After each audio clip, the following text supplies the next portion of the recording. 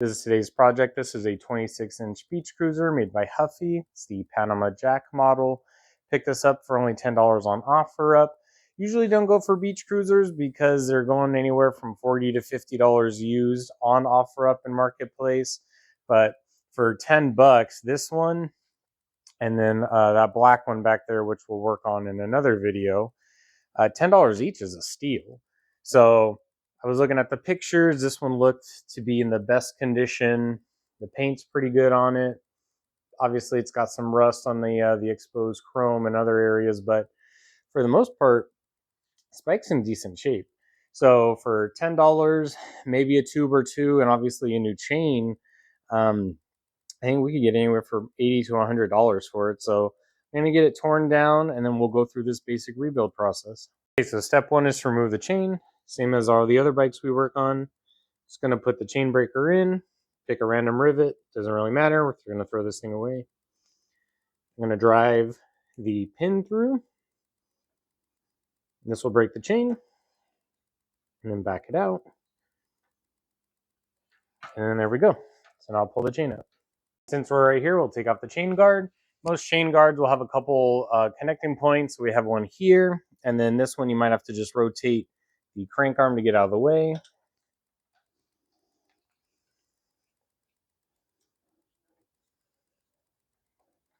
I got that one off. I'm going to take this one. And then this will allow us to more thoroughly clean the backside of the chain guard too.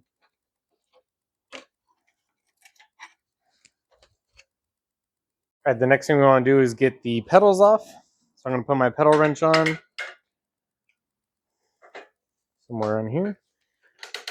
And I'm going to go towards the back of the bike.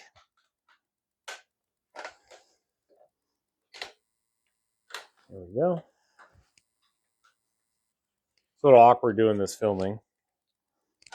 This one's definitely stiff. So when we put it back together, this is where you want to put a little bit of grease between the, or on the threads, I should say. And we'll do the other side. The pedal's off. Now I could show you just what we're working with on the bottom bracket. And it's pretty stiff. So I wouldn't be surprised if there was no grease in there at all. It just dried up. You would have had a really hard time pedaling this bike. Now what we're going to do is take the bottom bracket apart. What you need is a really thin wrench. You could buy these specific ones, or you can use like an adjustable wrench if that's all you got. So I'm going to put the right size on here. And then similarly, same as with the pedals, I want to go towards the back of the bike. And that's going to remove the lock nut. Then there's another piece right here that'll come off. And then finally the cone itself. So you can use a flathead, or once you get it to a good spot, you can also just use your finger to undo it.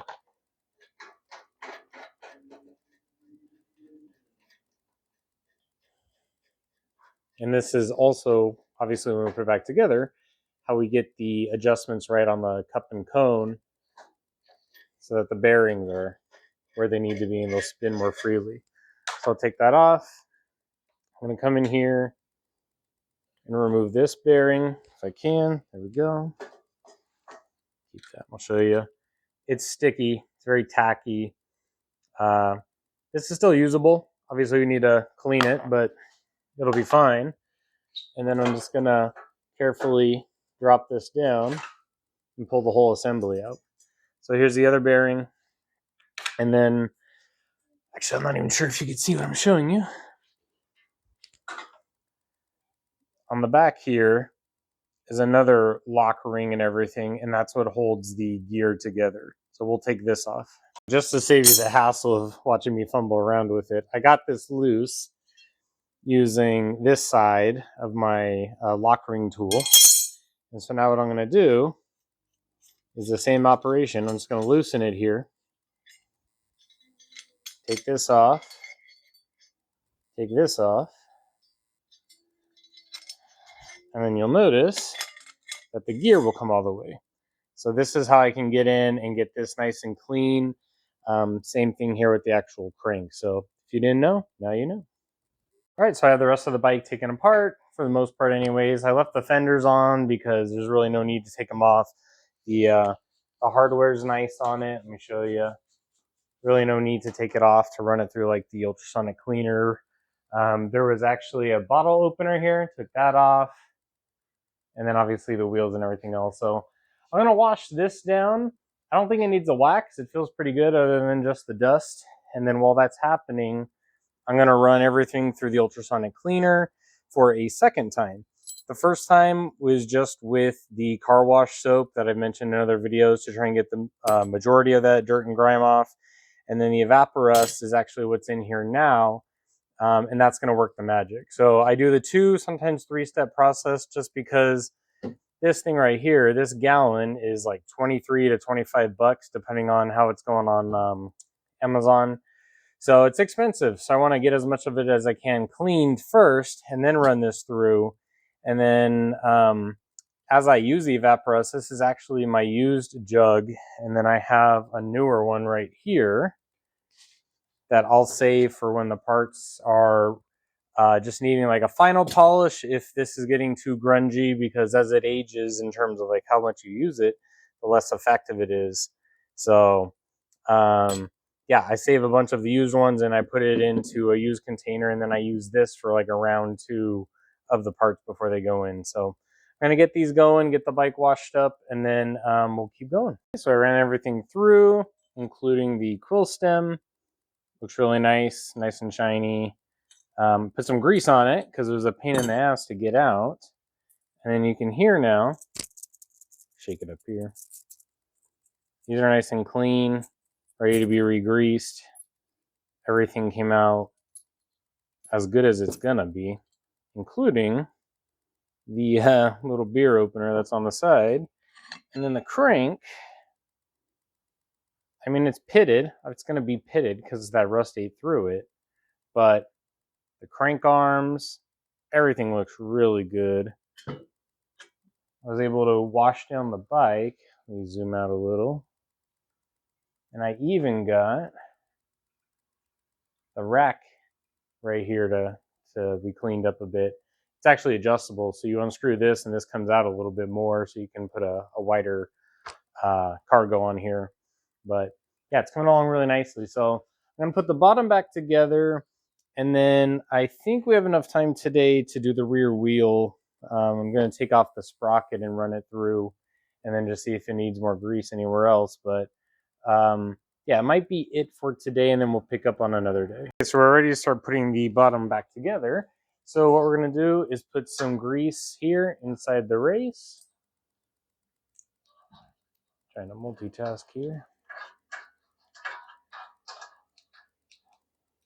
And this grease gun's starting to run out, of course, right when I need it. There we go. So I have that in there. And then what I've also done is I've already greased the bearing here on it, and I've packed it in. So this side's pretty much ready to go, but I like to do the race as well, just so I know for sure it's got plenty in there. So I'm gonna get this side, or the other side settled in, get it all tightened up where it needs to be, and then we'll do another spin test. All right, so I have it put it back together, and we're ready for a spin test. Not bad for what it is. I mean, it's obviously an outdated bearing system. Got some extra grease here. But it's nice and smooth. It's not crunching anywhere. So this will be a nice ride. All right, so it's the next day. I've already started taking apart the coaster hub. Forgot to start filming just because it's early in the morning. But this is what the drive side looks like. And so there's a bearing that sits right in here. And then this gets threaded in. And that interacts with the actual brake inside. And when you pedal backwards, that mechanism pushes on these brake shoes that go on the inside here, and that's what stops you. So I'm just gonna clean this one side at a time. I'm not gonna take the entire coaster assembly apart because there's grease in there still, and it was moving pretty freely, but just to get to this so I can put it through the evaporust and get it cleaned up. Same thing with the bearings. Put this side back together, we'll flip it and do the non-drive side. Took it out of the ultrasonic cleaner, put it back together. It's not perfect. I scrubbed a little bit with a scrubbing pad just to see if I could get the rest of that off, but no go. But looks a lot better. And then it's hard to tell, but I cleaned this side as well and re-greased it. So the wheel will be good to go. We'll adjust the front, and then I think we're ready to put it back together. So we are ready to put the chain on. I'll just back up real quick and show you pretty much how the bike back together. I was gonna make a couple mini segments of each part, but honestly, you weren't gonna miss much. So I have a new chain here on the ground. And then what I've done is I've mounted the rear wheel, but I have it about halfway in the dropouts. And then the brake arm there, it's connected, but it's loose in case we need to make any adjustments. So what I like to do is I'm going to get it set up just like we do any other type of chain operation. And I'm going to get the links to marry up. I'm going to get it pretty close. And then if there's any slack I need to add, I can move the wheel forward slightly or move it backwards if it needs tightening. So it's pretty straightforward. You just get it set up over the gear. I'm going to bring these two together, and it's joining using, let me come back here. It's this here, show you. It's basically an outer with the two pins, and the chain comes with two inners out. So this could, be put together as it is if it was the right size. So what I'm going to do is I'm going to pull it together. I'm going to find where I have two inners coming together. So right here's an inner, right here's an inner. And what I would probably do if I joined it, I'd have too much slack, but I could pull it back. So right about there is where I want it. I'll mark it.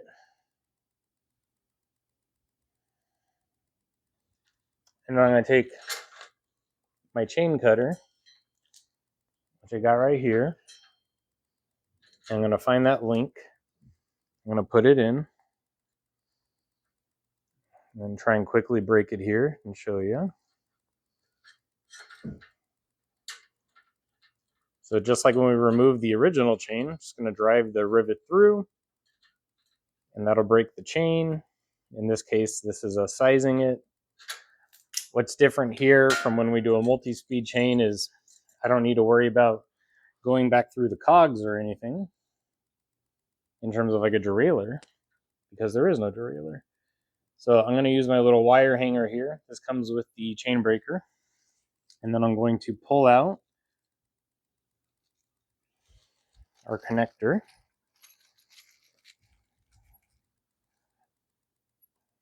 I'm going to put this through. So trying not to block you here. I'm going to put this in, put this side in, and then take this plate, and this plate goes over it. Now, if you can't do that, you can also take chain pliers, and you can come in here and you can put it between and then squeeze, and that can give you enough to put this on, but usually this style is a bit easier. And then I'm just going to put this lock on. So right about here. And sometimes you can get it to where you can just use your finger. Let's see if I could do this. Yeah, I'm going to have to go get a flathead or something. I don't think I'm going to be able to do it by my fingers. So hold on. All right, so I got the chain all set.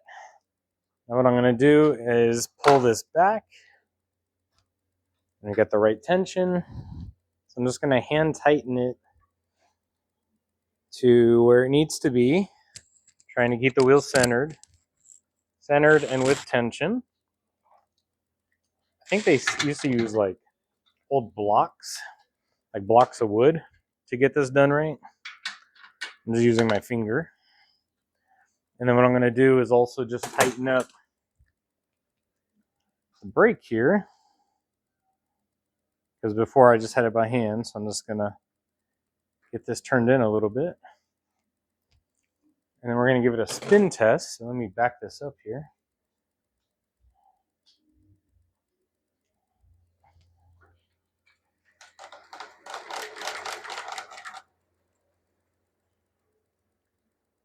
So it's looking pretty good. We still need to put the chain guard on. Pull hold this here.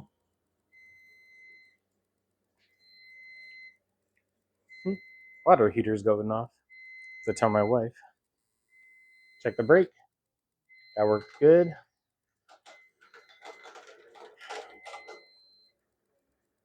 Brake. And it's all good. So I'm going to put the chain guard on and then we'll go through the numbers. So here's our finished product. Paid $10 for it. We have spent maybe 2.5 hours on it total. Majority of that being just posting or creating the videos, I should say. So the chrome, everything cleaned up very nicely. We lucked out. The tubes didn't need to be replaced. They had good inner tube liners. Obviously, we had to just replace the chain. We put some fresh grease on it.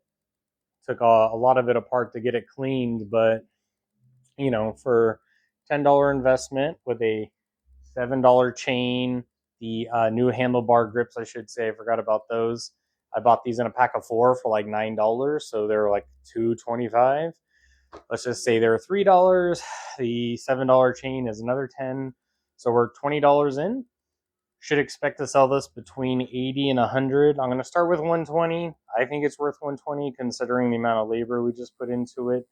But you know, knowing this market, you know, being used and everything, I don't think somebody's really going to pay 120 for it because you can get these brand new for about $60 more. So yeah, so let's just say 100 minus the 20, so $80 for 2.5 hours worth of work. It's really not bad, and someone's going to get some good use out of it. So I'm going to go take it for a test ride. May or may not film it.